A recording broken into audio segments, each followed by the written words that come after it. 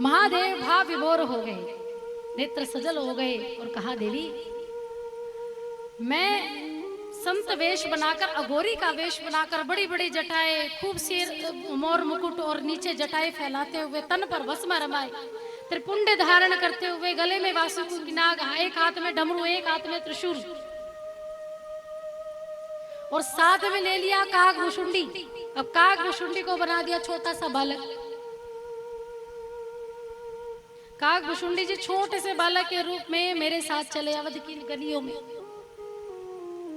और जहां जहां अवध के एक एक घर को मैंने देखा कि मानो प्रत्येक नारी को ये प्रतीत हो रहा था कि राम जी को उस नारी ने जन्म दिया। प्रतीत ही नहीं हो रहा था कि राजा दशरथ के महल में राम जी जन्मे हैं। प्रत्येक घर की नारियां यही चर्चा कर रही थी कि देखो राम जी कितने सुंदर हैं, कितने नयन विशाल हैं, नील वर्ण हैं, बाहुबली हैं, भुजा स्वरूप हैं, इतने सुंदर राम। और सुन सुनकर तो देवी हमारा जो मन है वो इतना भाव विभोर हो रहा था कि राम जी को देखूंगा तो वो समय, वो परिस्थिति कैसी होगी, मेरे मन में भाव कैसे उमड़ेंगे। और यही विचार करते करते मैं और काग भुषुंडी जी राजा दशरथ के द्वारे पर पहुंचे।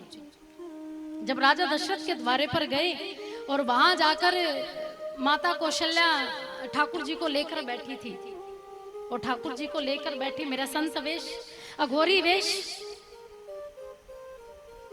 मैंने आवाज लगाई, भिक्षाम देहि, भिक्षाम देहि। माता कौशल्या ठाकुर जी को पालने में बैठा दी और पालने में बिठाकर द्वारे पर आई।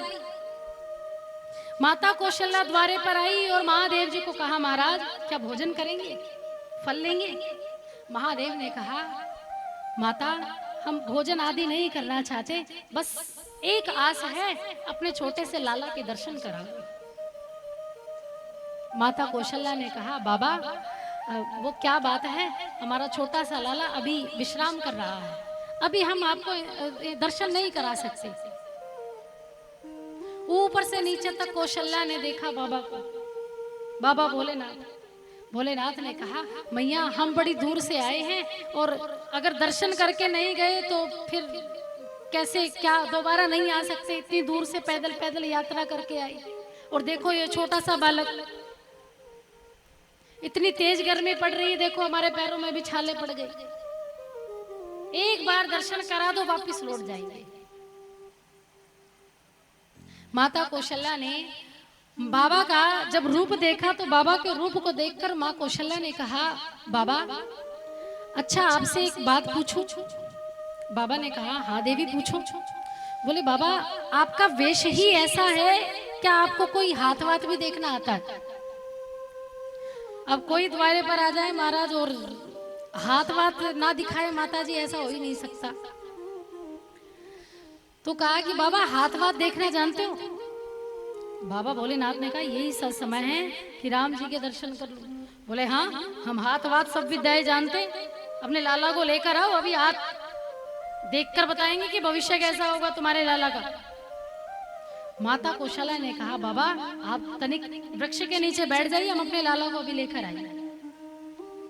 माता कौशल्या गई और पालने से लाला को लेकर आई, यानी प्रभु श्री राम को लेकर आई। और जैसे ही प्रभु श्री राम को लेकर आई और बाबा के हाथ में दे दिया, बाबा भोलेनाथ ने जैसे ही देखा महाराज नेत्र सजल हो गए और रोने लगे। महादेव जी रोने लगे तो माता कौशल्या ने बाबा से पूछा कि बाबा आप रो क्यों रहे हैं? ऐसा क्या मेरे लाला में आपने देख लिया कि आपके नेत्र झरझर आंसू बह रहे हैं? भगवान बाबा ने माता कौशल्या से कहा कि मैया तेरा लाला है ही ऐसा, इसी जो एक पल एक क्षण में निहार लेना तो उसे देखे बगैर रह ही नहीं सकता, इतना सुंदर तेरा लाला है। कहा, बाबा अब दर्शन हो ही गए तो एक बार बस हाथ देखकर बता ही दे कि इसका भविष्य कैसा होगा। ठाकुर जी ने देखा, बाबा ने देखा तो ठाकुर जी का छोटा सा नेक हाथ पकड़ा और अपने हाथ पर रखा।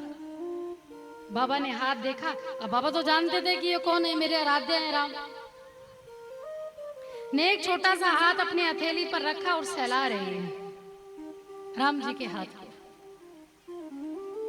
माता कौशल्या कहे, बाबा तनिक बताइए इनका भविष्य क्या होगा। बाबा भोलेनाथ कहे, देवी जिसके गुणों का बखान आज तक ब्रह्मा आदि वेद पुराण नहीं कर पाए, उसका बखान मैं किस वाणी से करूंगा। और इसके गुणों का बखान आज तक कोई बड़े बड़े ब्रह्मवेता नहीं कर पाए, महात्मा मुनि संतगण नहीं कर पाए, तो मैं साधारण सा प्राणी कैसे कर पाऊंगा। मैं तो साधारण सा महात्मा हूं। तेरे लाला में तो वो गुण हैं जो इस ब्रह्म के ज्ञानी में भी गुण नहीं है। जो जहां से ज्ञान की शुरुआत हो जाती है वहां तेरे लाला का गुण प्रारंभ हो जाता है। दुनिया का ज्ञान थम जाता है लेकिन तेरे लाला का ज्ञान नहीं थमता। तेरे लाला का ज्ञान चलता ही रहता है। ये पूरी सृष्टि अगर टिकी हुई है तो उस लाला से ही टिकी हुई है। बोलिए सियावर रामचंद्र भगवान की जय हो।